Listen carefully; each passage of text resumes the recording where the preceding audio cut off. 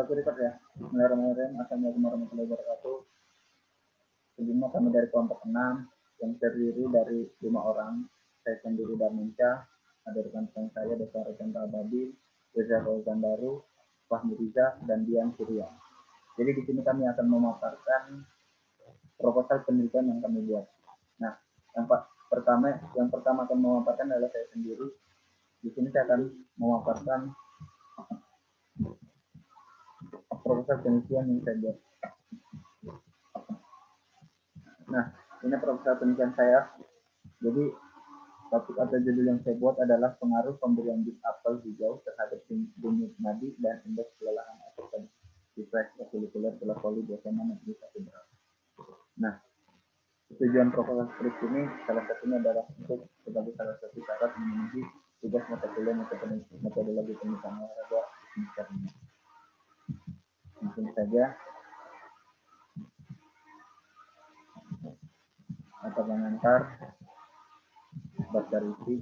Jadi di proposal penelitian ini saya hanya membuat santai bab 2 atau tinjauan secara saja. Pendahuluan latar belakang masalah. Jadi dalam penelitian kita harus berangkat dari sebuah permasalahan. Nah, permasalahan yang saya buat adalah adakah pengaruh dari jus apel hijau terhadap indeks kelelahan dan denyut nadi atlet bola voli atau atlet voli di SMA Negeri 1 Berat. Seperti yang kita tahu bahwa tubuh manusia itu sebagian besar terdiri dari cairan. Nah, di saat cairan ketika pengeluaran lebih daripada pemasukan, maka manusia akan mengalami dehidrasi. Nah, hal tersebut yang ingin kita atasi. Jadi, di dalam kenapa saya menggunakan apel hijau, jadi apel hijau itu memiliki kandungan natrium dan kalsium yang ibaratnya lumayan untuk mengatasi indeks kelelahan. Karena di dalam kandungan apel hijau tersebut, dibandingkan dengan buah-buah yang lain, apel hijau merupakan mumpuni untuk mengatasi indeks kelelahan. Aktivitas fisik berpotensi meningkatkan potensi denyut nadi bila mempunyai beban aktivitas yang tinggi. Hal tersebut disebabkan karena semakin tinggi aktivitas tubuh, maka semakin tinggi peningkatan aliran darah untuk mensuplai gas makanan dan oksigen ke jaringan otot, sehingga jantung berkontraksi lebih cepat dan kuat yang akan meningkatkan frekuensi denyut nadi.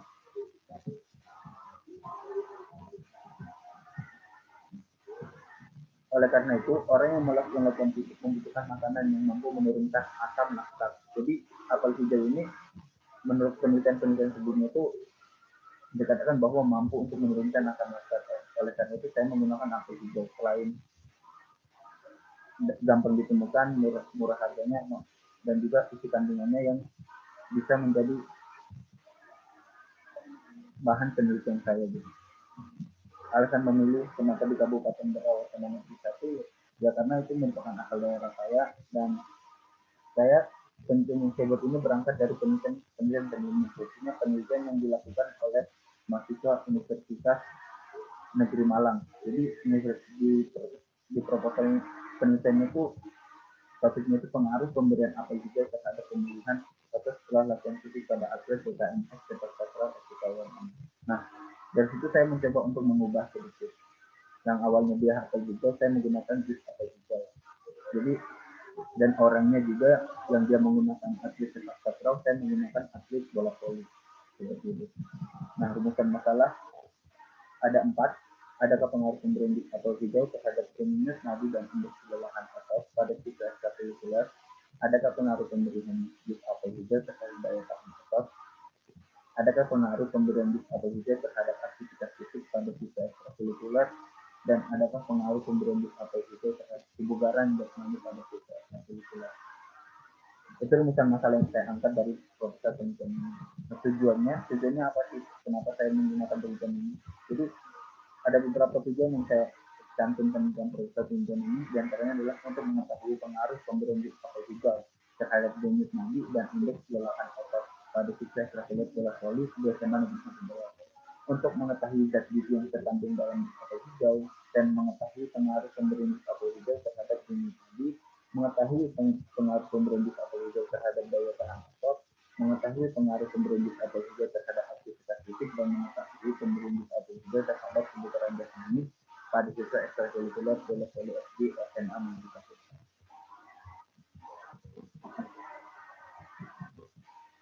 Manfaat penelitian bagi peneliti, peneliti ini dapat menurut saya bisa mengetahui bahwa adakah pengaruh pemberindus atau terhadap jenis nabi dan indeks dan bagi pembacanya dapat kurang lebih sama dengan tujuan untuk penelitian seperti itu.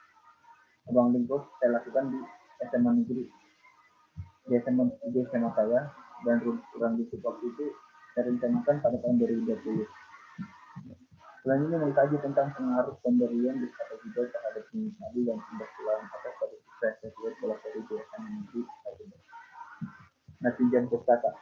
Tinjauan pustaka itu merupakan ada terbagi dari beberapa bagian. Yang pertama itu lanjutan teori. Jadi saya ingin menjelaskan mengenai beberapa hal khususnya di apel hijau. Saya ingin menjelaskan terkait apa aja sih yang ada di dalam apel hijau tersebut dan lain-lain. Nah, apel hijau. Apel hijau merupakan buah yang kaya akan serat dan antioksidan yang tinggi. Kulitnya yang berwarna merah atau hijau memiliki kandungan quercetin yang bisa membantu menyembuhkan penyakit jantung dan alergi. Jadi apel itu termasuk dalam tanaman dari pegunungan dulunya. Kemudian kalau kita apel hijau sebagai berikut simbol lantai, kalian bisa lihat sendiri di sini. Nah, menurut Susrida menyebutkan bahwa laki-laki dan perempuan yang makan satu apel setiap harinya berisiko lebih rendah terkena stroke daripada mereka yang jarang mengkonsumsi apel seperti itu. Mereka menyatakan bahwa yang pernah jelasnya terhadap lebih dari 9.000 orang sehat, baik pria maupun wanita yang berumur 15 tahun, menunjukkan pria yang makan lebih dari 54 gram apel per hari dan wanita yang makan apel 31 gram apel per hari berisiko lebih rendah terkena stroke dibandingkan mereka yang sedikit.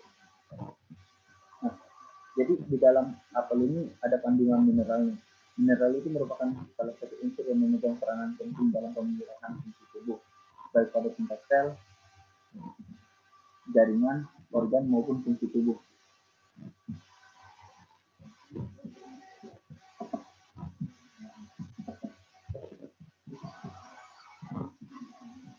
Secara tidak langsung, mineral itu banyak berperan dalam proses pertumbuhan. Peran mineral dalam tubuh berkaitan satu sama lainnya, dan kekurangan oksigen satu mineral akan berpengaruh terhadap kelebihan mineral. Nah, olahraga endurance merupakan olahraga yang kita terjadi kelelahan otot. Jadi, kenapa saya memasukkan olahraga endurance? Karena yang saya fokuskan adalah adanya indeks kelelahan pada denyut nadi dan indeks kelelahan otot. Olahraga endurance merupakan olahraga yang memiliki resiko terjadi kelelahan. Kemudian saya menggunakan atlet bola voli. Jadi saya ingin menjelaskan di dalam bab 2 ini apa sih itu bola voli. Nah,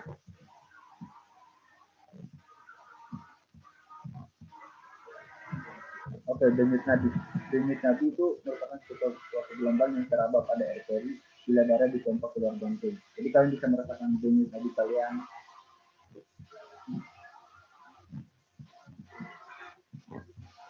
Macam-macam denyut nadi, faktor-faktor yang mempengaruhi denyut nadi. Jadi ada beberapa hal yang menjadi alasan kenapa saya mengambil usia SMA, karena beberapa faktor inilah yang menyebabkan saya masa-masa muda adalah masa-masa yang pas untuk dijadikan subjek penelitian. Karena beberapa faktor seperti usia, jenis kelamin, indeks massa tubuh, aktivitas fisik, dan serta rokok dan konsen itu mempengaruhi terhadap denyut nadi seseorang. Kemudian ada kelelahan otot. Kelelahan otot dibagi beberapa: kelelahan yang bersifat lokal, kelelahan yang menyertai olahraga endurance, kelelahan dan kinerja olahraga. Daya tahan otot. Menurut kelulusan bahwa daya tahan otot adalah kemampuan sekelompok otot untuk mengerahkan daya maksimum selama periode waktu yang relatif lama tersebut. Faktor yang mempengaruhi daya tahan otot: kebugaran jasmani, klasifikasi kebugaran jasmani, komponen kebugaran jasmani, kemudian faktor yang mempengaruhi kebugaran jasmani, dan di sini ada aktivitas fisik. Faktor-faktor yang mempengaruhi aktivitas fisik. Nah, di sini kerangka teori. Jadi berdasarkan uraian dalam tinjauan pustaka, maka disusun kerangka teori mengenai penyebab dari denyut nadi dan kelainan otot pada sisa ekstrakurikuler bola voli biasanya berat. Penyebab utamanya yaitu kebugaran jasmani, aktivitas fisik, dan daya tahan. Jadi jus apel hijau itu ketika seorang dalam kelelahan membutuhkan zat gizi. Zat gizi itu di dalamnya terkandung kalium dan natrium. Nah, apakah ada pengaruh terhadap denyut nadi dan indeks belahan pada otot, khususnya bagi atlet bola voli di ekonomi digital? Jadi beberapa faktor kebugaran jasmani itu dilihat lagi dari berbagai faktor umur, jenis kelamin, siklus, gaya kesehatan, asupan gizi makanan, berat badan, faktor tidur dan istirahat, faktor kegiatan fisik, faktor lingkungan makro, lingkungan mikro, faktor individual, serta daya tahan otot juga dipengaruhi oleh beberapa hal, usia, jenis kelamin, aktivitas fisik olahraga, asupan gizi, dan status gizi. Mungkin itu sedikit pemaparan mengenai protokol kesehatan saya. Dan mungkin dari rekan-rekan ada yang... Waalaikumsalam warahmatullahi wabarakatuh. Di sini saya akan mempresentasikan proposal saya yang berjudul Upaya Meningkatkan Hasil Belajar Renang yang Gaya Bebas melalui Pendekatan Model Permainan pada Siswa MTS Negeri 1 Grobogan.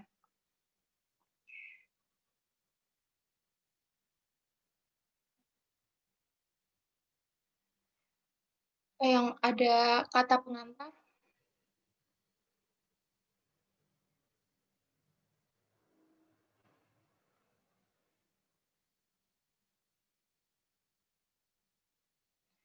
Lalu ada daftar isi, ada judul, kata pengantar, daftar isi, bab 1 pendahuluan, ada latar belakang, rumusan masalah, tujuan penelitian, manfaat penelitian, batas istilah, lalu ada bab 2, kajian pustaka, yaitu ada definisi dan pengertian pendidikan jasmani, lalu ada yang B, tujuan pendidikan jasmani, yang C, hakikat pendidikan jasmani, lalu ada D, definisi model bermain, lalu yang E, definisi pembelajaran renang, F, definisi belajar gerak, G, hasil belajar, lalu yang H, penelitian yang relevan, yang I, kerangka pikiran, yang C, hipotesis tindakan.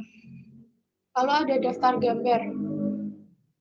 Ada gerak meluncur, gerak kaki, gerak tangan, gerak mengambil nafas, spiral penelitian, tindak kelas. Bab pertama ada pendahuluan, yaitu yang A, latar belakang masalah. Renang gaya bebas merupakan cara berenang dengan posisi dada menghadap ke permukaan air. Kedua belah tangan secara bergantian jauh ke depan dengan gerakan mengayuh, sementara kedua belah kaki secara bergantian pula dicabukkan naik turun ke atas ke bawah. Pada saat berenang dalam gaya bebas, posisi wajah menghadap ke permukaan air.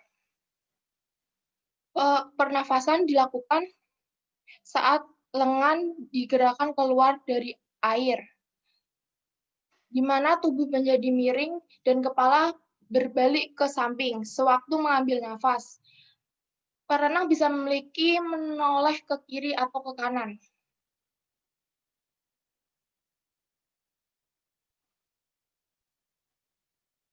Bahwa renang gaya bebas adalah gaya yang dilakukan perenang selain gaya dan gaya punggung, gaya kupu-kupu, dan sewaktu berenang sudah sampai ujung kolam.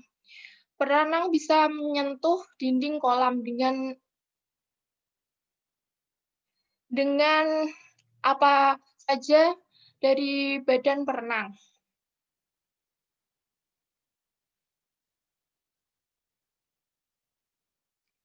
Keadaan tersebut dimungkinkan pada umumnya karena faktor keberanian. Hal ini dapat dilihat seperti takut menyelam ke dalam kolam, kurangnya tinggi badan sehingga siswa merasa tidak percaya diri dan takut tenggelam.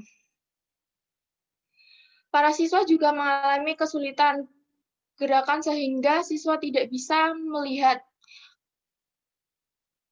ke arah renangnya dan cenderung khawatir menabrak siswa lainnya sedangkan melakukan renang secara bersamaan. Hal tersebut membuat siswa sangat sulit untuk melakukan gerakan dengan benar dan terambil gerak dasar renang gaya bebas seperti yang diinginkan oleh guru agar tercapai tujuan pembelajarannya.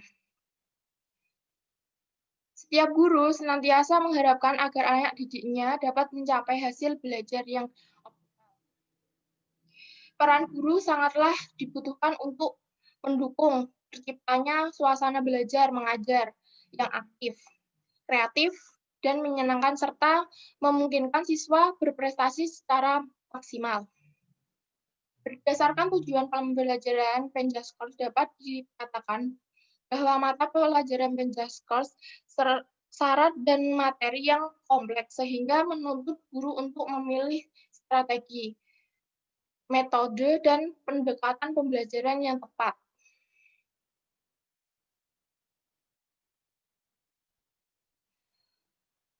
Lalu, bermain merupakan suatu aktivitas yang dilakukan tanpa adanya paksaan, dilakukan dengan bersungguh-sungguh dan disertai rasa senang untuk mencapai tujuan tertentu.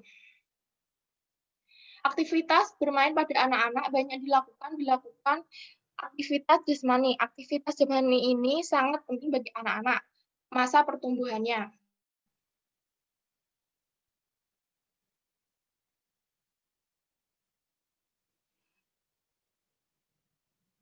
Oleh sebab itu, analisis untuk mengetahui kesulitan belajar siswa dalam memahami konsep gerak perlu dilakukan oleh pihak pendidik atau guru selaku ujung tombak langsung dalam proses pembelajaran di sekolah.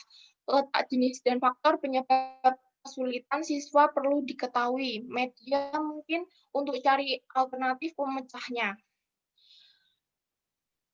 Berarti tolak dari urusan di atas.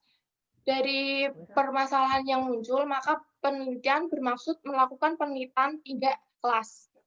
Lalu yang B, identifikasi masalah.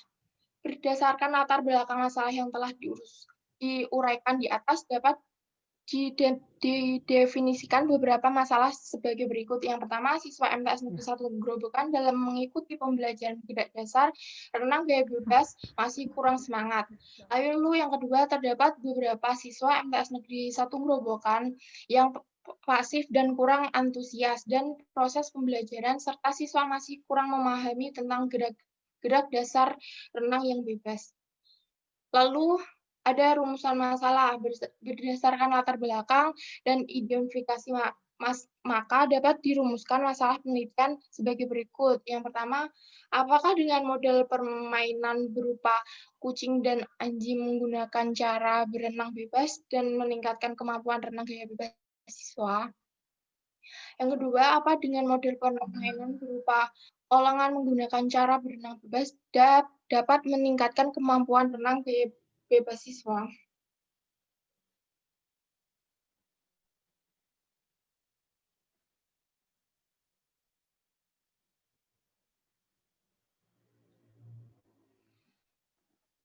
Lanjut langsung tujuan penelitian. Yang pertama untuk mengetahui peningkatan pembelajaran gerak renang gaya bebas melalui model permainan berupa kucing dan anjing dengan meningkatkan hasil belajar siswa MTS Negeri 1 Grobogan.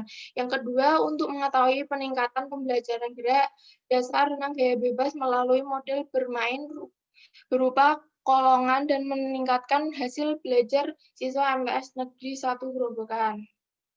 Yang ketiga, untuk mengetahui peningkatan pembelajaran gerak dasar renang gaya bebas melalui model permainan purba FF dan meningkatkan hasil belajar siswa MTS Negeri 1 Grobogan. Lalu yang B, manfaat penelitian.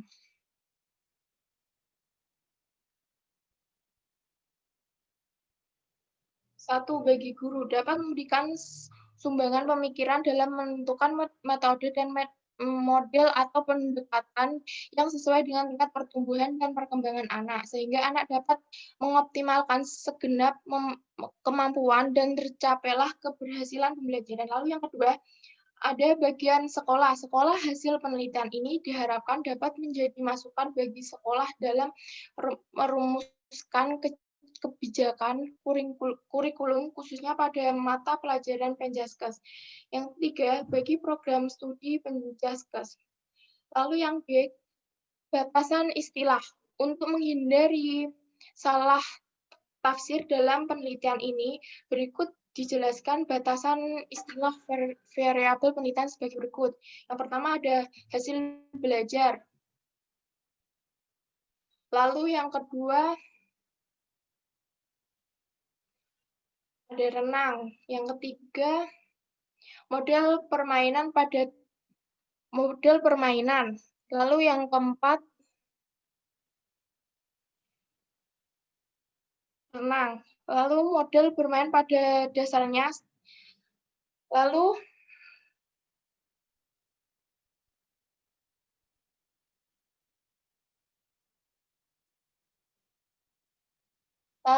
lanjut ke bab kedua, kajian pustaka. Yang A, definisi dan pengertian pendidikan jasmani. Yang pertama, definisi pendidikan jasmani. Yang kedua, pengertian pendidikan jasmani. Lalu yang B, tujuan pendidikan jasmani. Yang pertama, tujuan pendidikan jasmani. Pendidikan jasmani, olahraga. Lalu ada aspek organik. Lalu yang B ada aspek normuskuler, yaitu meningkatkan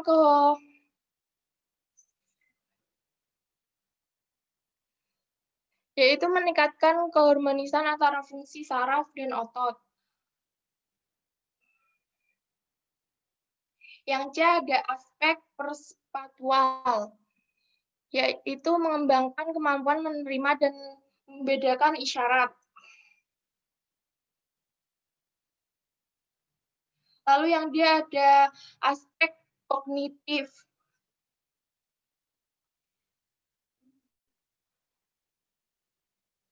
Lalu ada aspek sosial. Lalu aspek emosional. Lalu ada ruang lingkup pendidikan jasmani. Adapun ruang lingkup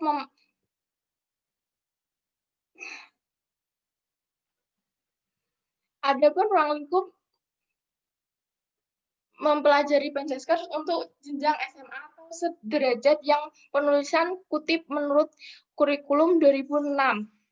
Yang pertama A, permainan dan olahraga meliputi olahraga tradisional, lalu aktivitas pengembangan meliputi mekanik sikap tubuh, lalu yang C, aktivitas renang meliputi ketangkasan sederhana, lalu ada yang D, aktivitas renang meliputi renang gaya bebas,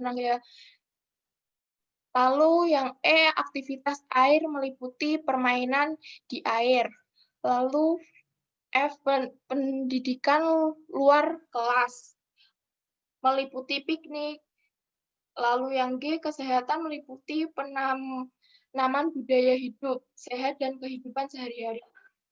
Lalu yang C, hakikat pendidikan jasmani. Pendidikan jasmani pada hakikatnya adalah proses pendidikan yang memanfaatkan aktivitas fisik untuk menghasilkan berupa holistik dalam kualitatif individu, baik dalam hal fisik, mental, serta emosional.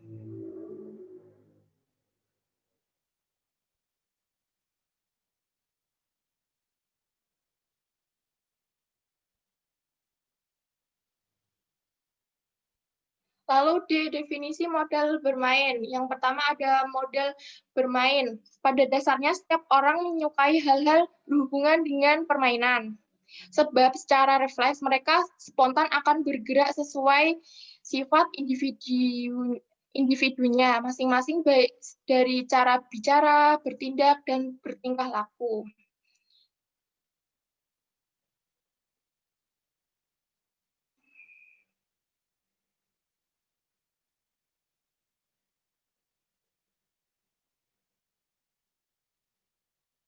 Lalu yang E, definisi pembelajaran renang. Yang pertama, pengertian renang. Renang adalah gerakan yang dilakukan oleh manusia atau hewan sewaktu bergerak di air, dan biasanya tanpa perlengkapan buatan.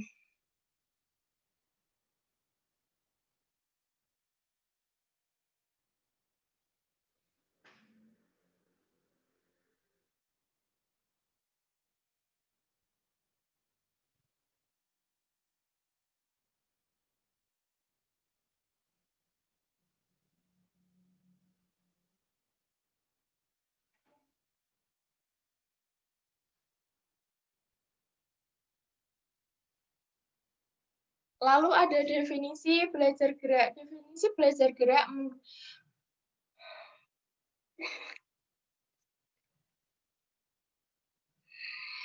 adalah serangkaian proses yang dihubungkan dengan latihan atau pengalaman yang mengarah kepada perubahan-perubahan yang relatif menetap dalam kemampuan seseorang untuk menampilkan gerakan-gerakan yang terampil. Ada di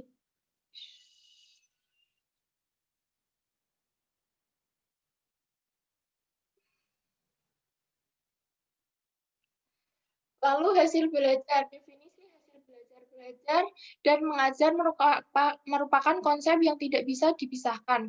Belajar merujuk pada apa yang harus dilakukan seorang sebagai subjek dalam belajar. Sedangkan mengajar merujuk pada apa yang seharusnya dilakukan seseorang guru sebagai pengajar. Dua konsep belajar mengajar.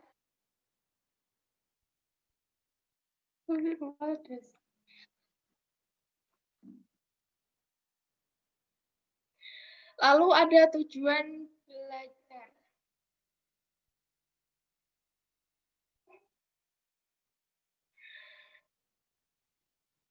Yang ketiga ada faktor-faktor yang mengaruhi hasil belajar.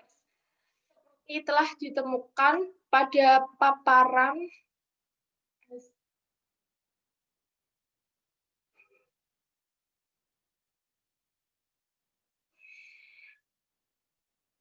yang penelitian yang relevan. Penelitian yang relevan dengan penelitian yang dilakukan oleh Suroto yang berjudul Peningkatan Keterampilan Gerak Dasar Renang Gaya Bebas melalui model pembelajaran alat bantu bagi siswa. Berdasarkan hasil penelitian tersebut, disimpulkan bahwa dengan penggunaan pembelajaran berbagai bagian untuk proses pembelajaran renang gaya bebas dapat memperbaiki dan meningkatkan gerak dasar renang yang bebas, dan dengan menggunakan alat bantu dirigen untuk proses pembelajaran renang yang bebas dan dapat memperbaiki dan meningkatkan gerak dasar bebas pada siswa kelas 5 SD Negeri 2 Lampung Selatan pelajaran 2016-2017. Yang I, kerangka tindakan.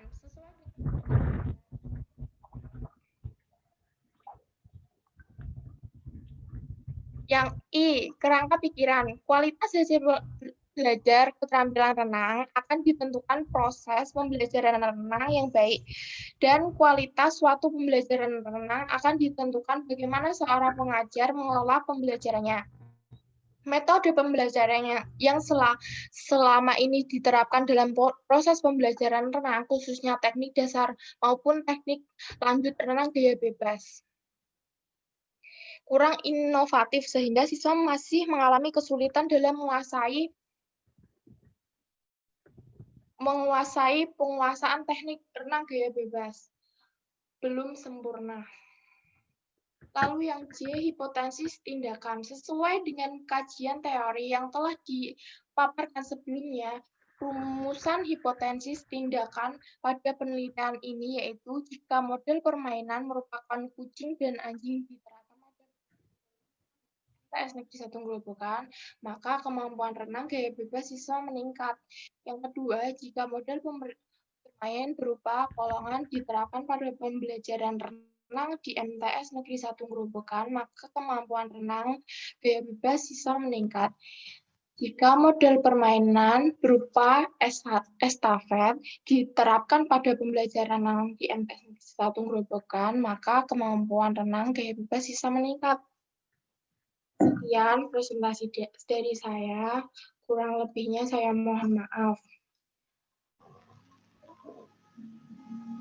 Oke, teman-teman di sini saya ingin mengambil topik tentang pengaruh radiasi bawah berkembang pasif bawah dan permainan bola voli klub bola voli Cakra Yogyakarta.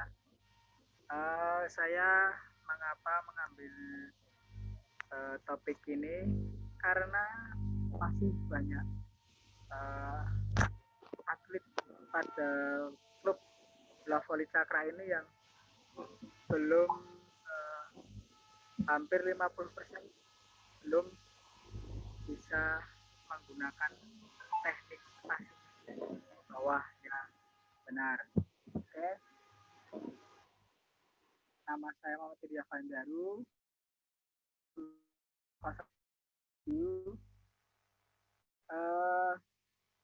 Di sini saya menggunakan daftar isi sampai bab 2 yaitu tinjauan pustaka sampai dengan kerangka berpikir. Oke, selanjutnya bab 1 pendahuluan latar belakang. Yang kita tahu bahwa kegiatan olahraga bola voli ini sangat digemari oleh masyarakat, khususnya warga Indonesia, untuk bermain atau mencari keringat istilahnya untuk mengisi kegiatan sore hari. Dan bola voli ini saya juga sangat hobi. Untuk itu saya dalam susunan menggunakan proposal studi mengambil klub bola voli Cakra karena alasan saya suka ikut latihan di klub bola voli tersebut. Klub bola voli Cakra terletak di Desa Argotirto, Kabupaten Kulon Progo, yang dimana klub bola voli tersebut merupakan klub yang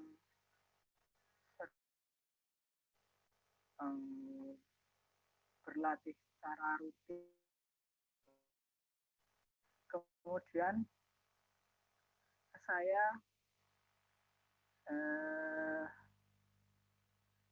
ini ada beberapa dari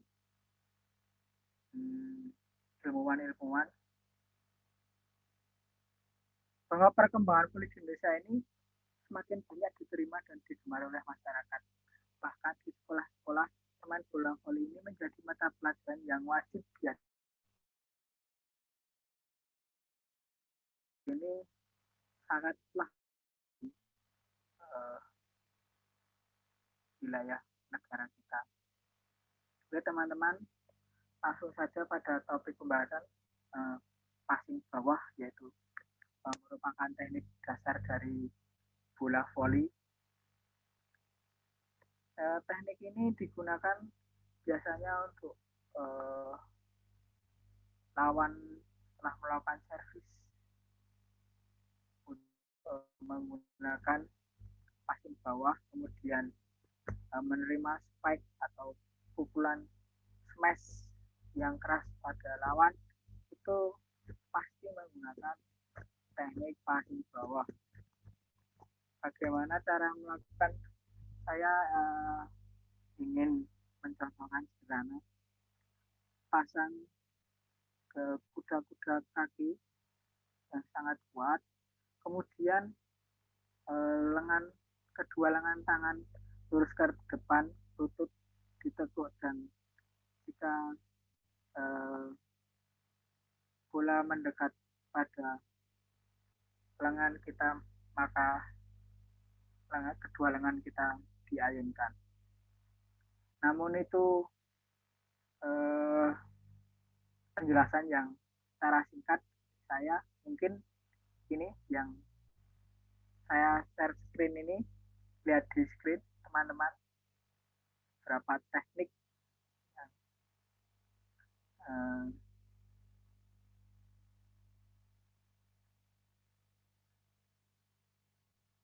kemudian saya lanjutkan pada identifikasi masalah.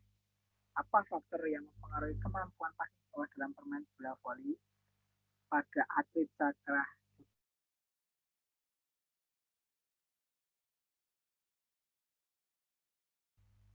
terhadap peningkatan hasil pasien bawah. Kemudian yang ketiga, adanya perbedaan latihan setelah dilakukannya pembinaan pada atlet klub bola voli cakra Jakarta. Yang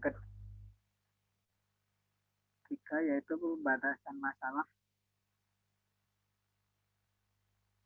dan rumusan masalah. Saya mendapatkan 3 poin. Yang pertama, apa kesalahan yang sering terjadi dilakukan oleh atlet ketika melakukan passing bawah. Kemudian yang kedua, bagaimana cara melakukan teknik passing bawah yang baik dan benar. Kemudian yang terakhir itu, apakah latihan passing bawah memberikan pengaruh yang signifikan terhadap hasil permainan. Kemudian ada tujuan, manfaat penelitian, dan pada bab kedua ini saya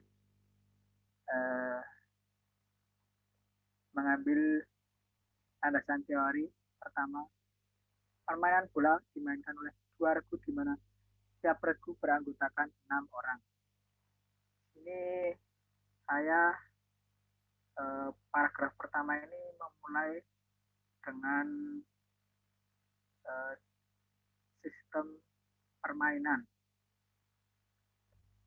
Ada satu klub itu terdiri dari 6 orang. Kemudian wasit ada 2. Dan jumlah pemain tiap klub itu terdiri dari 14 orang, di mana 6 orang main dan sisanya cadangan. Kemudian teknik dasar passing bawah. Dengan passing bawah, semua bola yang dapat diterima dengan mudah dan dapat dilakukan kembali. Nah, di sini ada pun cara pelaksanaan passing bawah. Yang pertama, seperti yang saya jelaskan di atas tadi itu, mungkin secara singkat, perubahan badan memberikan rupa hingga keadaan seimbang. Kemudian lengan dijulurkan ke depan, bawah ikut, tidak diteguk antara lengan, kira-kira 45 derajat. Kemudian badan dipungkukan, kaki seperti tidak melangkah dengan posisi selebar bahu. Begitu dari cara melakukan passing bawah. Kemudian jenis-jenis passing bawah ada 3. Yang pertama, passing bawah normal ini biasa digunakan untuk menerima yang sangat keras dan smash yang sangat keras. Biasanya jika kita menggunakan passing bawah ini tidak kuat, maka bola akan melenceng jauh. Kemudian yang kedua, passing bawah satu tangan. Nah, ini biasa digunakan untuk jika pemain lawan menyemai, kemudian yang menerima bola itu gerak refleks. Nah, jadi bagaimanapun caranya, bola harus kita selamatkan untuk tidak jatuh ke area tanah atau area lapangan kita. Kemudian yang ketiga, passing bawah, satu tangan meluncur. Passing bawah yang jenis ini biasanya digunakan oleh para save ball atau biasanya itu libero untuk menangkis bola di area tanah namun bola tidak mengenai tanah. Itu terjadi ketika biasanya lawan tidak melakukan smash tapi melakukan tip ball kepada area lapangan. Ini ada cara-caranya. Kemudian saya lanjut kesalahan umum dalam melakukan passing bawah.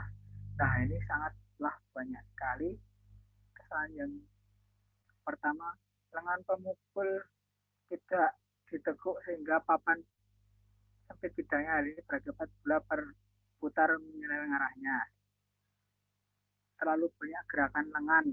Nah, ini biasanya terlalu aktif jika kita tidak menggunakan tubuh yang rileks, sangatlah susah untuk menerima bola yang sangat tajam dan keras. Karena bola tidak tepat antara sudut datang dan sudut pantul. Bidang lengan pemukul kurang lebar dan tidak rata. Ya inilah yang saya share screen. Semoga teman-teman dapat membaca. Lanjut. Pengertian latihan. Apa sih latihan? Latihan adalah proses suatu seorang untuk melatih untuk mencapai mutu prestasi yang optimal dengan memberikan beban latihan yang teratur dan rutin. Tujuan utama latihan itu ialah untuk mencapai mutu prestasi maksimal dengan diberi beban-beban fisik, teknik, taktik, dan mental yang teratur. Kemudian prinsip latihan. Prinsip latihan itu adalah continue secara bertahap, kemudian kenaikan latihan. Nah, ini latihan makin lama itu harusnya bebannya semakin meningkat dan harusnya latihan yang sedikit demi sedikit dan teratur ini sangatlah efektif. Dan prinsip interval penting dalam program latihan dan sifatnya harian, mingguan, bulanan. Nah, ini biasanya pada klub itu seminggu misal 3 kali, 2 kali dengan intensitas yang berbeda-beda. Ada yang secara fisik, terus ada yang secara materi. Prinsip perorangan. Nah, ini sangatlah susah untuk menjadi seseorang dengan tidak berkecimpung pada bidang tarani. Penekanan ini stres biasanya terlalu berat itu bisa menggunakan bisa stres spesifik. Latihan harus memiliki ciri khas dan bentuk sesuai dengan cabang olahraganya. Pemain bola voli dispesialkan latihannya sebagai smasher, pengungkapan sebagai pemain yang serba bisa. Pemain yang serba bisa ini yaitu namanya all-round di bola voli. Kemudian ada pemain libero, ada setter. Nah, ini yang spike itu ada open spike, variasi banyak lagi. Kemudian latihan passing bawah berpasangan ini sangatlah mudah untuk dilakukan untuk orang-orang yang ingin belajar voli.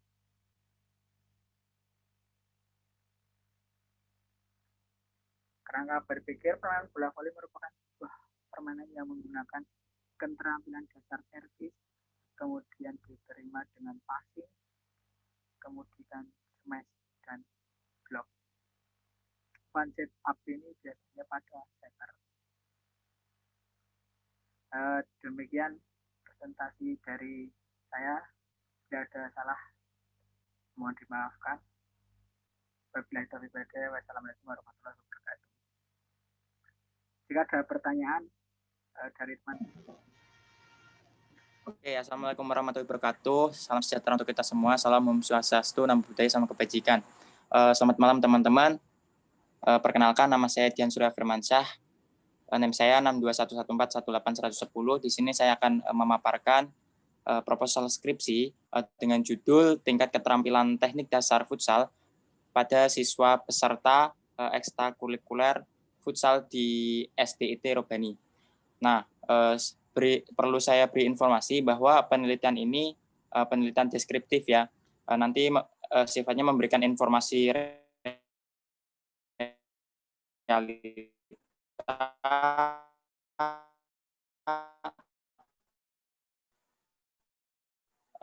terus di IT Robani. Covernya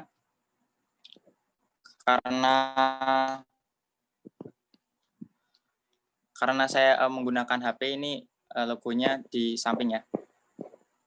Terus ada prakata, terus daftar isi pada umumnya, terus ada pendahuluan. Nah, latar belakang masalah mungkin pada tahun 2000 futsal itu mulai dikenal di Indonesia begitu.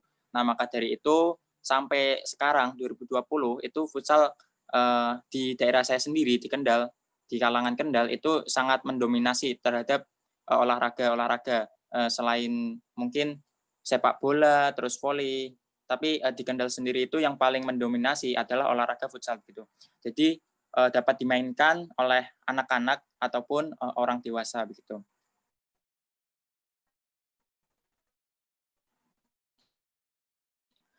Nah, terus kenapa saya memilih judul ini? Karena upaya yang dilakukan untuk memenuhi minat para siswa itu terhadap olahraga futsal, sebagian besar guru penjas orkes di sekolah dasar telah memberikan pembelajaran tentang futsal melalui pendidikan jasmani dan rekreasi begitu. Nah, jadi futsal ini sangat mendomisili sekali di Kendal gitu ya. Terus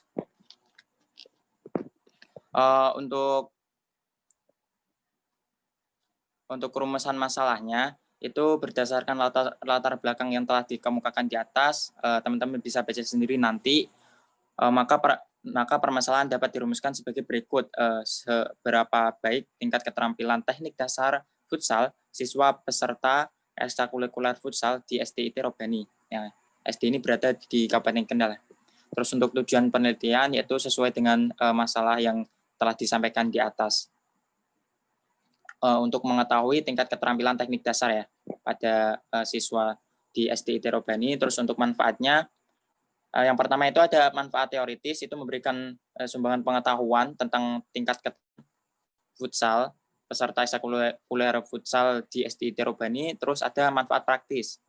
Nah, manfaat praktis ini dibagi menjadi dua, yaitu penelitian ini dapat digunakan sebagai bahan evaluasi juga. Terus juga bagi pelatih atau pelatihan ini dapat digunakan dalam merencanakan dan melaksanakan program pelatihan olahraga futsal sehingga dapat berjalan dengan baik dan benar gitu. Jadi sebagai bahan evaluasi dan juga sebagai bahan perencanaan juga gitu. Terus untuk bab 2-nya kajian teoritis itu yang pertama ada deskripsi teori. Nah, untuk yang pertama hakikat keterampilan itu istilah tampil biasanya digunakan untuk menggambarkan tingkat kemampuan seseorang yang bervariasi. Nah, keterampilan itu ya pokoknya apapun yang unik, terus yang bisa kita berikan lah, pokoknya terampil gitu, inovatif, ada pembaruan gitu lah. Terus juga di tujuan pembelajaran adalah agar peserta didik dapat mentransfer informasi yang telah mereka pelajari sebelumnya kepada bentuk keterampilan yang dihadapinya sekarang. Nah, jadi ini fokus ke mungkin futsal itu untuk tahapan pertama, yaitu tahapan verbal kognitif. Nah, verbal kognitif ini pada tahapan ini tugasnya adalah memberikan pemahaman peserta didik. Nah, bisa menggunakan misal video animasi ataupun video tentang penjelasan dasar mengenai teknik futsal gitu. Terus ada tahapan motorik. Nah, tahapan motorik ini gimana emosi atau sikap-sikap ataupun apa ya, gerakan-gerakan yang luas gitu. Terus untuk selanjutnya yaitu tahapan otomatis. Nah, tahapan otomatis ini mengikuti nanti setelah kita mendapatkan pembelajaran tahapan verbal berupa video, entah itu peragaan ataupun lain-lain. Terus kita kan mempelajari tentang gerakan-gerakannya tersebut biar luwes dipraktekkan, baru kita melakukan tahapan otomatis, yaitu dengan mandiri. Kita berlatih terus-menerus gitu kan nanti supaya menciptakan gerakan yang dinamis gitu. Terus hakikatnya ini futsal ya, futsal diciptakan di Montevideo, Uruguay gitu, pada tahun 1930. Terus untuk teknik dasarnya, teknik dasar mengumpan, terus teknik dasar mengontrol bola, terus teknik dasar mengumpan lambung, terus teknik dasar menembak, ada juga teknik dasar menyundul, dan teknik dasar yang terakhir itu penjaga gawang. Ya umum seperti kayak sepak bola. Terus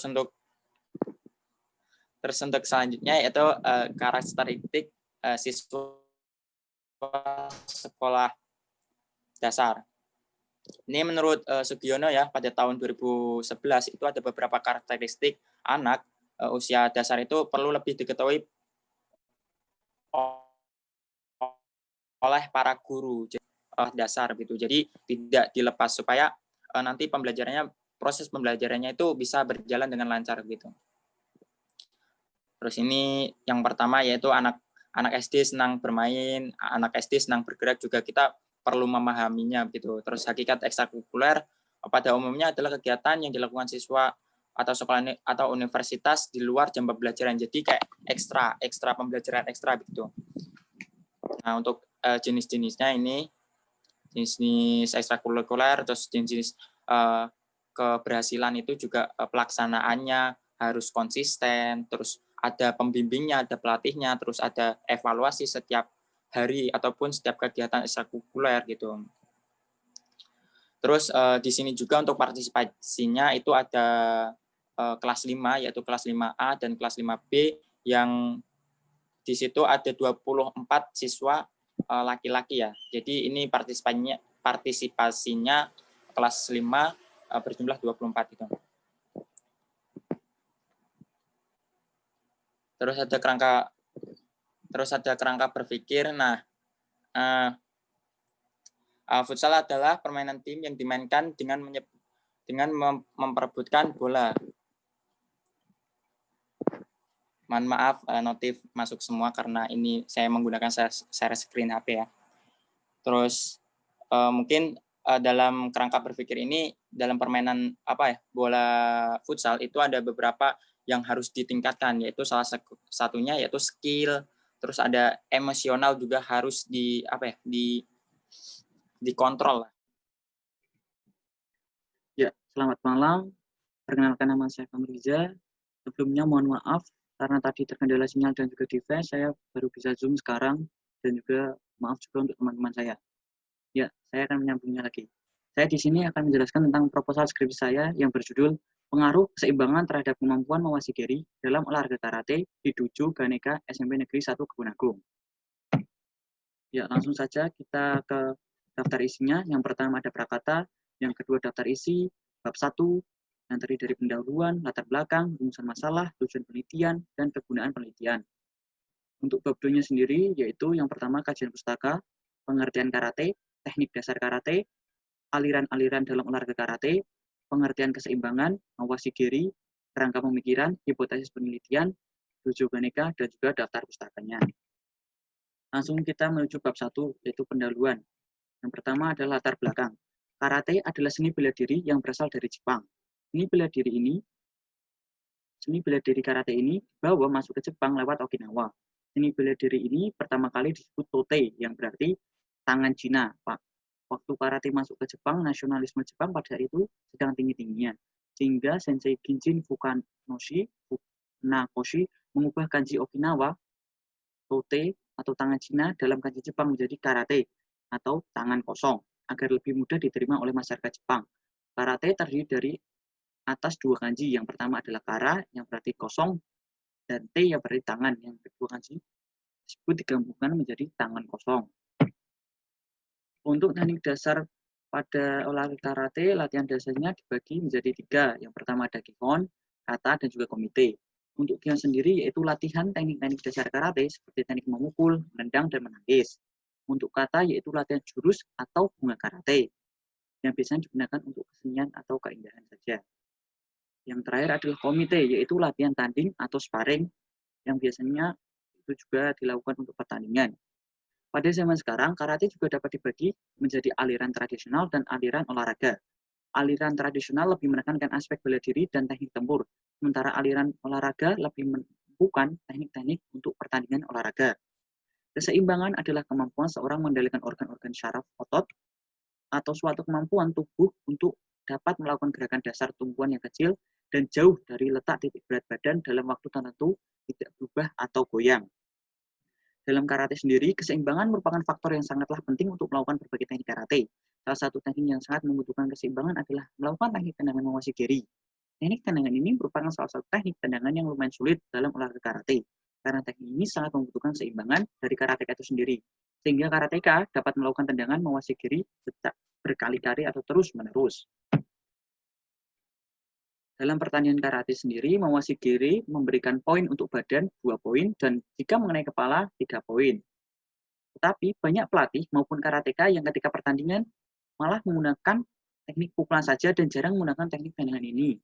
Padahal teknik ini sangat berpengaruh dan bahkan mendapatkan poin yang tinggi. Dan malah karateka juga cenderung menggunakan tendangan kakatogiri daripada teknik tendangan ini.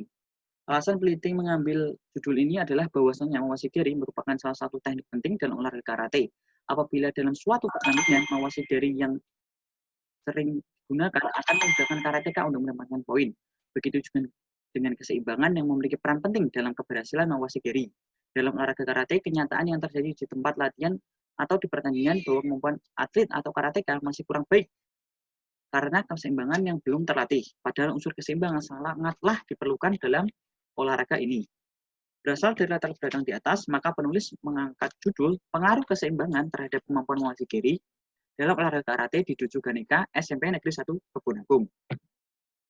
Yang selanjutnya adalah rumusan masalah, yaitu ada pengaruh keseimbangan terhadap mawashigiri dalam olahraga karate. Yang ketiga, tujuan penelitian. Adapun tujuan penelitian ini adalah ingin mengetahui ada atau tidaknya pengaruh keseimbangan terhadap kemampuan mawashigiri dalam olahraga karate di Dojo Ganeka SMP Negeri 1 Kebun Agung. Kegunaan penelitian sendiri yang pertama untuk pelatih, agar menjadi masukan dalam penyusunan program latihan dan lebih mengemaksimalkan teknik dasar tendangan mawashigiri dalam olahraga karate. Untuk atlet, agar memberikan gambaran kepada atlet tentang kemampuan dalam teknik dasar mawashigiri. Yang ketiga adalah hasil penelitian ini dapat digunakan sebagai pedoman untuk penelitian selanjutnya yang lebih luas dan mendalam. Kita lanjut ke bab 2, kajian pustaka. Kajian pustaka pengertian karate. Yang sudah saya jelaskan di atas, sama seperti di atas tadi, karate adalah seni bela diri yang berasal dari Jepang. Seni bela diri karate dibawa masuk ke Jepang lewat Okinawa. Seni bela diri pertama kali disebut Tote yang berarti tangan Cina. Waktu karate masuk ke Jepang, nasionalisme, nama karate ini diubah. Dan kemudian untuk latihan dasar karate sendiri dibagi menjadi 3, yaitu Kihon, kata, dan komite. Yang kedua adalah teknik dasar karate, yaitu Gihon, Kata, dan Komite. Gihon secara harfiah berarti dasar atau fondasi. Pelatih karate harus memahami atau menguasai Gihon dengan baik sebelum mempelajari kata dan komite. Pelatihan Gihon dimulai dari mempelajari pukulan dan tendangan dan bantingan pada tahap dan atau sapu hitam. Karateka dianggap sudah menguasai seluruh Gihon dengan baik. Kata secara harfiah berarti bentuk atau pola. Kata dalam karate tidak hanya merupakan latihan fisik, tetapi juga mengandung pelajaran tentang prinsip pertarungan. Komite secara harfiah berarti pertarungan. Komite secara harfiah berarti pertemuan tangan. Komite dilakukan oleh murid-murid tingkat lanjut atau sabuk biru atau lebih, tetapi sekarang ada dojo yang mengajar komite pada murid tingkat pemula atau sabuk kuning. Sebelum melakukan komite bebas atau jiu komite, praktisi mempelajari komite yang diatur, yaitu Gohun komite atau Yokusaku komite. Untuk komite aliran olahraga lebih dikenal dengan komite Shiai atau komite pertandingan. Untuk aliran shotokan di Jepang, komite hanya dilakukan oleh siswa yang sudah mencapai tingkat sabuk hitam. Selanjutnya adalah aliran-aliran dalam olahraga karate.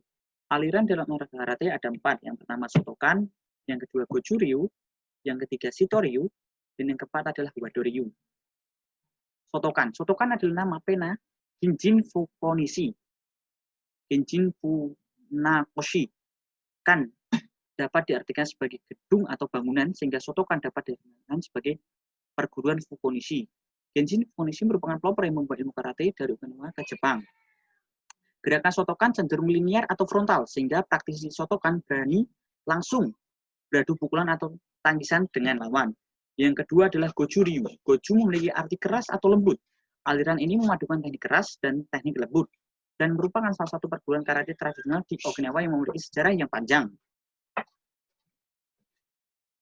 Goju-ryu menggunakan tangisan yang bersifat sirkular, serta senang melakukan pertarungan jarak dekat.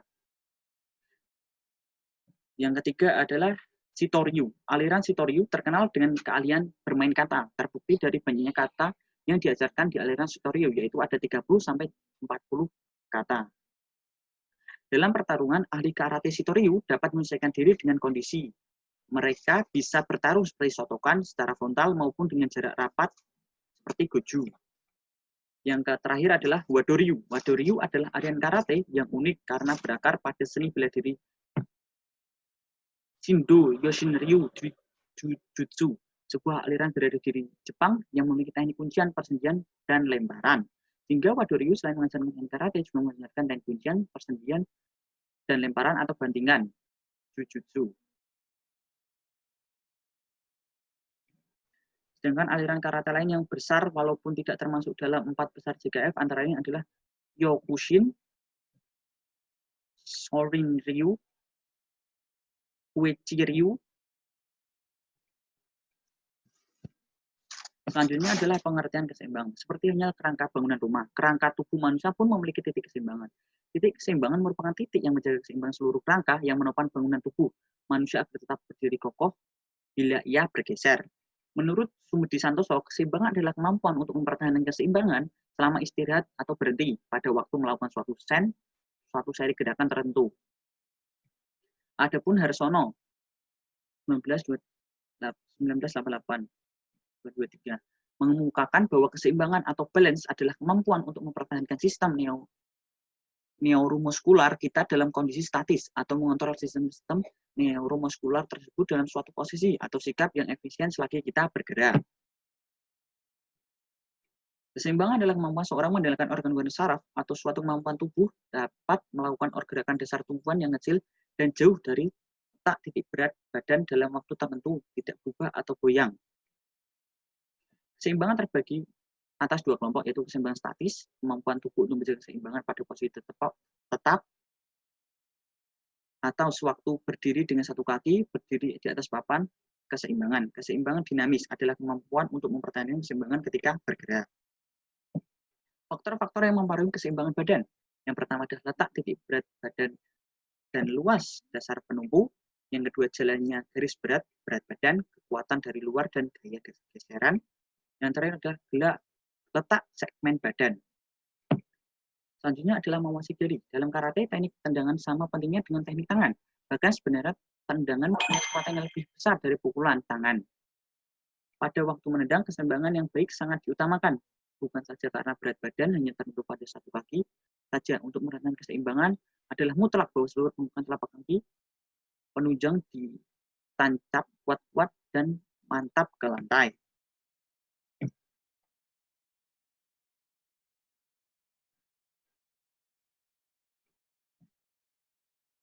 Mawashigiri dapat diterjemahkan sebagai tendangan berputar, meskipun juga kadang-kadang disebut sebagai tendangan setengah bulan. Ini adalah tendangan yang digunakan dalam seni bela diri Jepang. Jika dianalisis tendangan Mawashigiri, maka bentuk kuda-kuda yang digunakan pada teknik Mawashigiri yaitu Genkutsu Dachi. Teknik kuda-kuda ini yakni kuda-kuda berat di depan, jarak antar kaki dengan kaki belakang sekitar 2 pundak, lutut kaki depan dibengkokkan. Sehingga dari pergelangan kaki hingga lutut tegak lurus, kaki depan ditegak lurus, berat badan ditunjang oleh kaki depan sekitar 70%. Mawashigiri dapat dilakukan dari berbagai sikap dan ada beberapa metode pelaksanaan yang tepat. Bagian pelaksanaannya yang selalu konsisten adalah bahwa tendangan yang dilakukan ke dalam dan pada sudut yang mana dari sejajar dengan lantai 30 derajat ke atas. Variasi akhir adalah di kaki itu sendiri. Satu baik bisa menyerang atau satu baik bisa menyerang dengan punggung kaki, dengan pergelangan kaki dan jari kaki diperpanjang, atau dengan bola kaki, pergelangan kaki dan jari kaki ditekuk ke belakang. Target umum untuk tendangan ini adalah tubuh bagian atas termasuk kepala, terutama di pertandingan, serta lutut dan tulang rusuk. Praktisi karate Kyokushinkai biasanya menggunakan serangan Mawashigiri rendah untuk menyerang pahlawan, sedangkan langkah ini kurang umum dalam aliran lainnya. Karate sendiri memiliki beragam metode atau variasi pada tendangan Mawashigiri. Metode asli yang digunakan pada tendangan ini dengan mengangkat lutut setinggi mungkin dan kemudian dengan cepat memutar pinggul atas dengan cepat kaki dihentakkan untuk memberikan sebuah serangan dengan ujung kaki.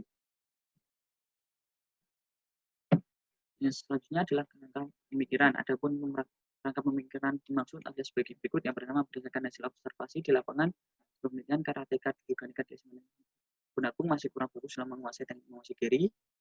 Dari inilah variabel penelitian meliputi variabel bebas dan variabel terikat. Variabel bebas merupakan pengaruh keseimbangan dan variabel terikat merupakan Mawashigiri. Tujuan melakukan penelitian agar bisa mengetahui apakah ada pengaruh keseimbangan terhadap kemampuan Mawashigiri dalam olahraga karate. Adapun cara memecahkan masalah dan ini adalah melakukan latihan keseimbangan dengan tangan terentang dan satu kaki diangkat ke belakang seperti sikap pesawat.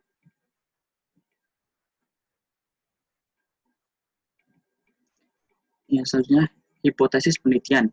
Hipotesis penelitian merupakan jawaban sementara terhadap permasalahan yang dapat diajukan. Hipotesis penelitian ini adalah keseimbangan mempengaruhi kemampuan Mawashigiri. Dojo Ganesha. Untuk sejarahnya adalah awal mula terbentuknya atau berdirinya Dojo Ganesha di Kota Demak, Provinsi Jawa Tengah adalah pada tahun 1994. Beralamat Desa Mijen Barat, Mijen, Kecamatan Gunung, Kabupaten Demak. Dojo ini awalnya didirikan oleh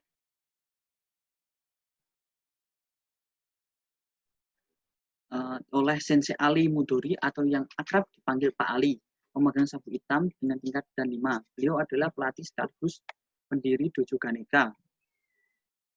Yang awalnya dojo ini biasanya digunakan sebagai ekstrakurikuler, tetapi juga